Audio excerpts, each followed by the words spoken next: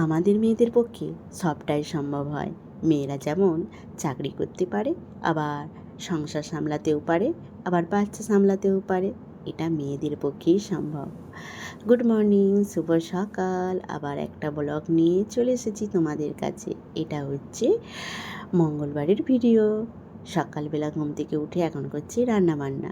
আর আমার যেমন প্রতিদিনের ডিউটি, স্নান করে এখন করছি রান্নাবান্না। আর সকালে স্নান করা মানেই হাজারটা কাজের সমান।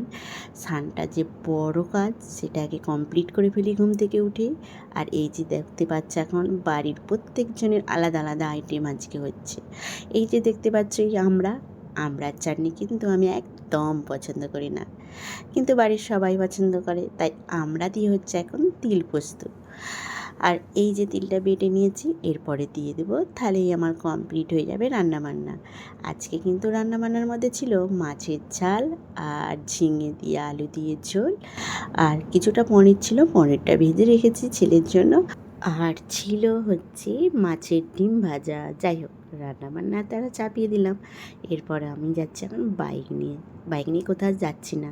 বাইকটা কালকে চার্জ দেওয়া হয়নি, তাই ভাবলাম সকাল সকাল চার্জটা দিয়ে দিই। চার্জটা তখন 10টার মধ্যে অনেকটা চার্জ হয়ে যাবে। আর চার্জ একটু বেশি করে থাকলে আমার ভয়টাও কম লাগে। রাস্তায় নানে ভয় পায় যে কখন চার্জ ফুরিয়ে যাবে। আর এই গাড়িটা কিনে হয়েছিল ভোটের সময়।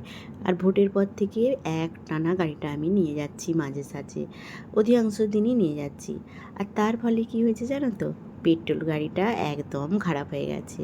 তাই ওকে বাগাতে যেয়ে আমার যে কত টাকা খরচ আমি বুঝতেই পারছি না। আসলে আমি তেল বাঁচাতে গিয়েছিলাম, আর তেল তো পাওয়া যাচ্ছিল না মাঝে মাঝে।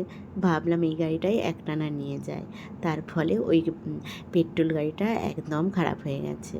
জানি ওকে বাগাতে যেয়ে কিছু টাকা আমার যাবেই। যাই হোক, আমার সকাল সকাল রান্নাবান্না কমপ্লিট হয়ে গেছে।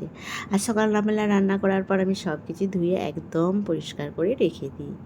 ভাতটা আগেই চাপিয়েছিলাম, কিছুটা গ্যাস বাঁচানোর জন্য ভাতটা রেখে দিয়েছিলাম একটু ফুটিয়ে।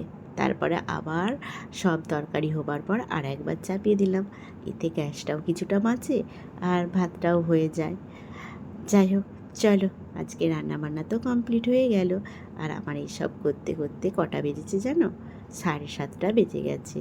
আর আমি প্রতিদিন 7:30 8টার মধ্যেই রান্না করার কমপ্লিট করি, কারণ কোথাও যাবার আগে রান্নাটা করার পর একটু রেস্ট না নিলে ভালো লাগে না।